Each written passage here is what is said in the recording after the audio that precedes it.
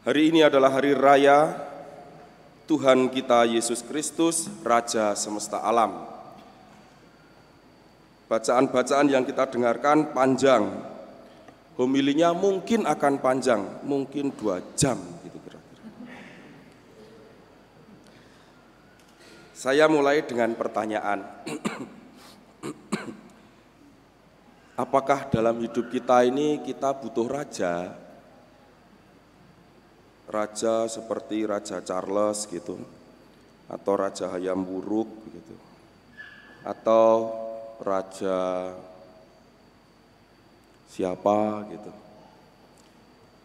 yang memiliki permaisuri, memiliki kerajaan, ada keratonnya, ada istananya, lalu ada tentara-tentaranya, dan seterusnya dan seterusnya. Saya mengira kita tidak butuh raja, kalau raja diartikan seperti itu. Mari kita taruh saja soal raja ini. Kalau Yesus Raja semesta alam pasti bukan dalam arti yang tadi. Mari kita lihat pertanyaan yang kedua. Apakah dengan demikian kalau kita tidak butuh raja, kita butuh pemimpin? Saya mengira kita butuh pemimpin. Tidak mungkin kita hidup tanpa pemimpin. Misalnya di rumah nggak ada yang mimpin, ayo sekarang makan gitu ya. Ya sudah, nanti makan sendiri-sendiri misalnya. Atau sekarang waktunya istirahat. Kalau istirahat tidur itu ya di rumah, di dalam maksudnya, bukan di luar. Kalau nggak ada yang memimpin, nanti anggota-anggota keluarga tidurnya tersebar-sebar kemana-mana setiap malam. Jadi itu kan ya tidak benar. Atau misalnya yang kur, tadi nggak ada pemimpin, nggak ada dirigen, dan nggak ada organ. Kapan mulai masuk nyanyinya gitu ya? Raja Agung gitu. No. Kapan mulainya? Ya sendiri-sendiri, bebas, nggak bisa. Pasti harus bareng, dan itu butuh pemimpin. Jadi untuk raja kita nggak butuh, oke. Tapi nanti di akhir homili butuh. Nah, untuk pemimpin kita butuh. Memang harus ada pemimpin. Toh di sini juga ada ketua lingkungan toh. Nah, berarti butuh pemimpin. Terus paroki ini juga butuh pastor paroki. Atau misalnya sudah semua jadi pastor paroki, kacau nanti. Butuh pemimpin. Nah, dalam kekristenan kita, dalam gereja Latin, dalam gereja Roma Katolik, sejak dahulu kala, kata raja, kata pemimpin itu memang akrab di telinga kita. Tetapi yang paling beroperasi, yang paling terwujud nyata, dan kita hayati, itu bukan soal raja dan pemimpin, tapi yang paling konkret itu adalah gembala. Nah, kita itu butuh gembala. Benar-benar kita butuh gembala. Dalam bacaan, dalam Mazmur tanggapan tadi kan, referennya kan, Tuhanlah gembalaku, aku takkan berkekurangan. Tuhanlah gembalaku, aku tak berkekurang-kurang. Aku tak Tuhanlah gembalaku, tak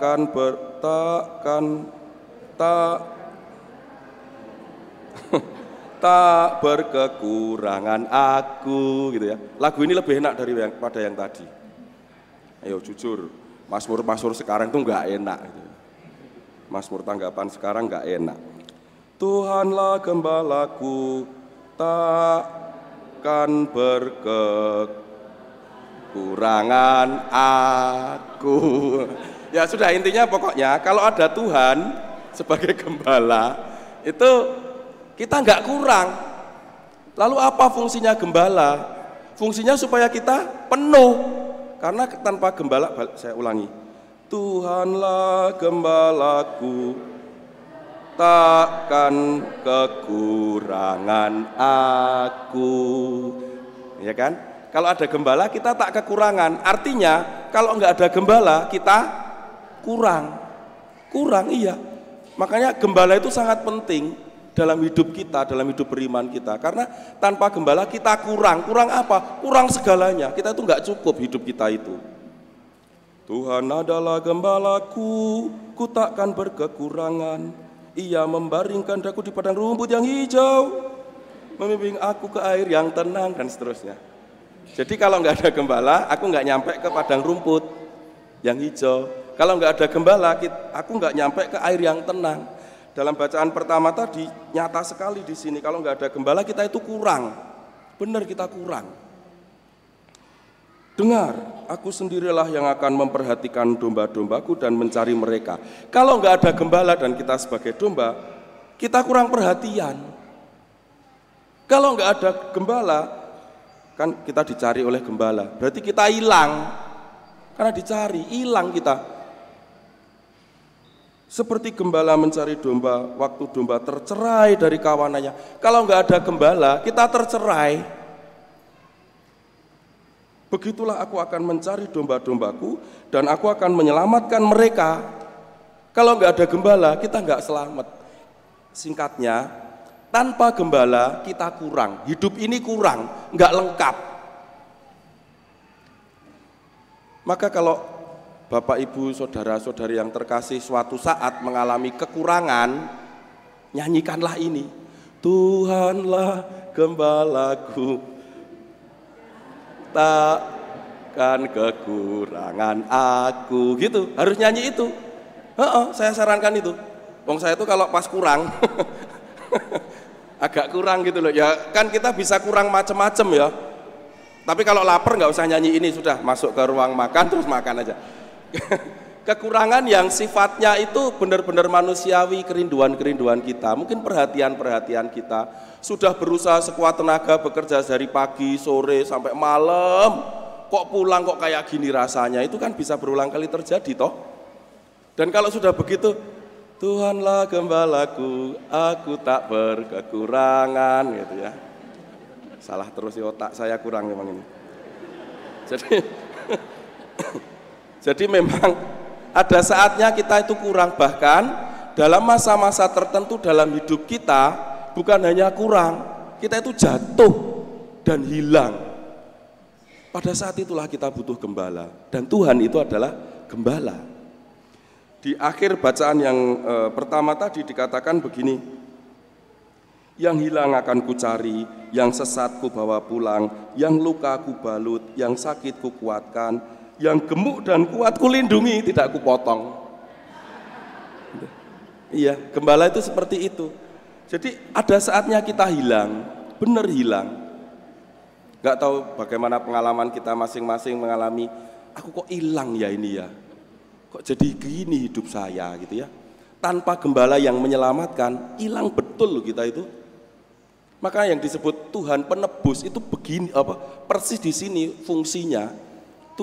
Tuhan Yesus itu menebus, supaya dalam rangka gembala yang menebus itu karena kita itu ada saatnya hilang betul gitu loh. Mungkin hilang ingatan, hilang iman, hilang kepercayaan, hilang harapan gitu. Nah ini butuh gembala. Lalu ketika luka, kapan kita tidak pernah terluka dalam hidup ini? Enggak ada. Sejak kecil itu kita sudah terluka loh. Dan ketika yang luka akan kubalut, nah butuh gembala untuk menyembuhkan. Siapa yang tidak pernah luka? Dan ingat, karena luka, kita melukai orang lain juga. Misalnya sejak kecil dikatakan oleh bapak ibunya, kamu bodoh, gak bisa apa-apa. Jadi diremehkan terus sejak kecil. Diremehkan terus, nanti sudah dewasa itu meremehkan orang lain juga. Kalau gak percaya coba saja yang baru punya anak. Atau silahkan yang baru punya anak kamu gebukin terus tiap hari. Nanti dewasa gebukin anaknya juga kok itu. Serius, coba saja. Jadi yang terluka itu akan melukai. Nah berarti kurang, kalau terluka itu kita kurang. Maka kita butuh gembala yang membalut luka kita, menyembuhkan luka kita. Yang sakit kukuatkan, yang gemuk dan kuat kulindungi. Nah ini hebatnya Tuhan. Yang gemuk dan kuat, nah jadi kambing guling. Wahai domba-dombaku, beginilah firman Tuhan Allah, sungguh aku akan menjadi hakim di antara domba-domba, di antara domba jantan dan kambing jantan. Jadi karena kita kurang, kita butuh gembala. Pada bacaan yang kedua, yaitu dari surat pertama Rasul Paulus kepada jemaat di Korintus, kita mendapatkan sebuah gambaran kepenuhan. Kalau dalam bacaan pertama dan Mazmur tanggapan tadi, adanya gembala karena kita kurang. Nah dalam bacaan kedua ini, gambaran kepenuhan. Karena apa? Karena Yesus hadir sebagai anak Allah yang menebus tadi. Apa yang kurang dalam peristiwa Adam, penuh lagi dalam peristiwa Tuhan Yesus. Dikatakan oleh Paulus begini, sebab sama seperti maut datang karena satu orang, Adam, demikian juga kebangkitan orang mati datang karena satu orang, Yesus. Jadi dulu itu kan manusia diciptakan baik, maka dalam kisah penciptaan, dalam kita bacakan semuanya itu dalam peristiwa malam Paskah, itu kan, maka jadilah petang dan pagi hari pertama, maka Tuhan melihat itu baik adanya, gitu kan. Lalu yang kedua, hari kedua baik adanya, hari ketiga terus baik, semuanya diciptakan baik. Artinya baik itu apa? Tidak kurang. Kalau kurang itu tidak baik. Misalnya beli di warung harganya 1.000, duitnya 700, itu tidak baik, itu kurang. Harusnya ya 1.000 gitu. Atau misalnya ini agak nohok lagi, suami kerja keras, butuhnya 100, dapatnya 90, itu tidak baik, itu kurang gitu. Maka harus menjadi baik, yaitu caranya apa? Ya di100-kan, dengan cara pinjem 100 misalnya gitu. Nah, apa yang dulu baik itu diruntuhkan oleh Adam. Nah, dipenuhkan lagi oleh Tuhan Yesus, dikatakan dalam bacaan yang kedua. Nah, gambarannya seperti apa? Mari kita lihat lagi.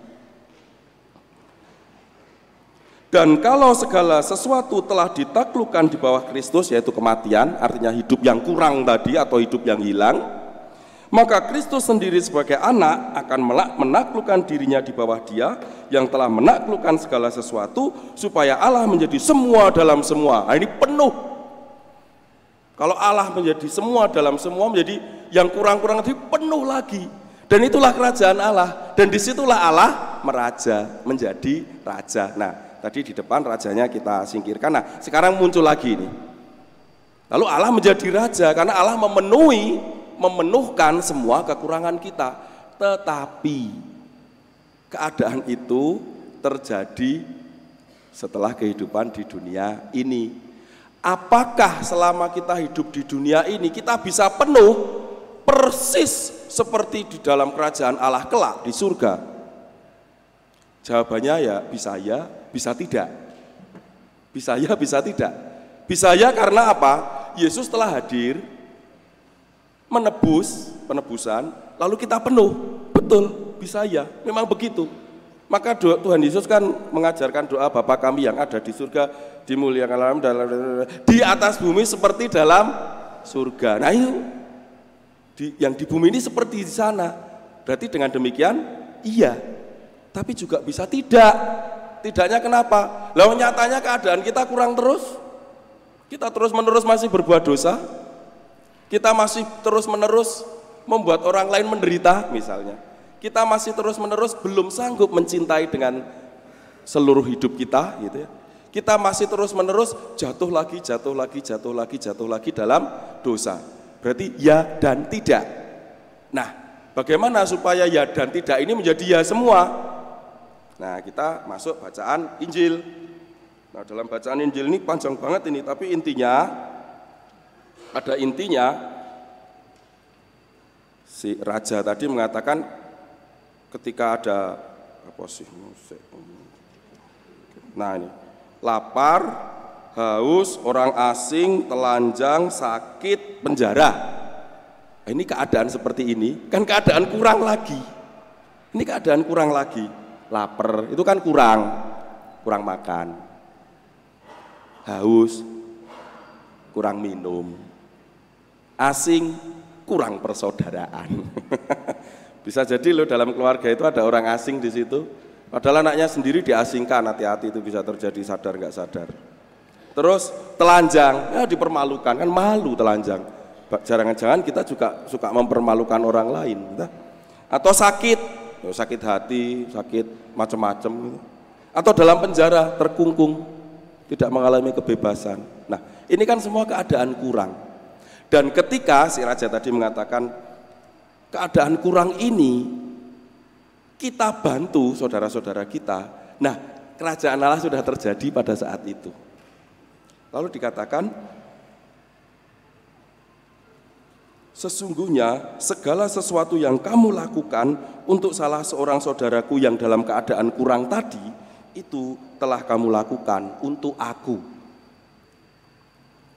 Jadi kerajaan Allah yang di masa depan itu, yang indah itu, di mana Allah menjadi segalanya di dalam segalanya, yang penuh itu, bisa kita mulai, bisa kita wujudkan melalui hal yang sangat kecil tadi, memberi perhatian.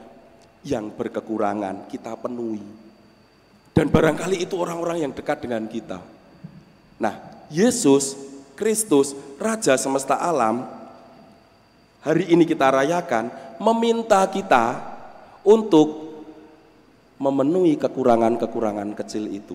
Dan mungkin itu dekat sekali dengan kita, orang-orang itu dekat sekali dengan kita. Ya, mari kita laksanakan itu. Banyak orang berkekurangan, tapi yang di sekitar kita juga ada yang kurang perhatian, ya. Diasingkan, dibenci, tidak diberi pujian, semuanya dicela, dan seterusnya. Nah, kalau kita melakukan itu yang kecil di sini, maka itu adalah representasi dari kerajaan Allah yang akan datang. Kesimpulannya hanya itu. Jadi kalau Yesus Kristus, Raja semesta alam, kepenuhan segalanya tadi, mau kita wujudkan di sini, di dunia ini, maka Yesus mengatakan, segala sesuatu yang kamu lakukan untuk salah seorang saudaraku yang paling hina, yang berkekurangan tadi, itu kamu lakukan untuk aku. Dan sebaliknya yang tidak kamu lakukan, kamu pun tidak melakukan untuk aku. Betapa indahnya pesan dari Tuhan Yesus ini untuk kita. Kita masih dalam pejaran menuju surga sana, tapi kita sudah boleh mencicipi dan mengetahui keadaan surga yang mengalami kepenuhan itu. Karena apa? Ketika Tuhan meraja, hati kita akan tergerak untuk memperhatikan saudara-saudari kita. Saya kira itu nanti lama banget, cukup saja ya sampai sini homilinya. Ya, sudah cukup. Sekarang hening, mari kita hening.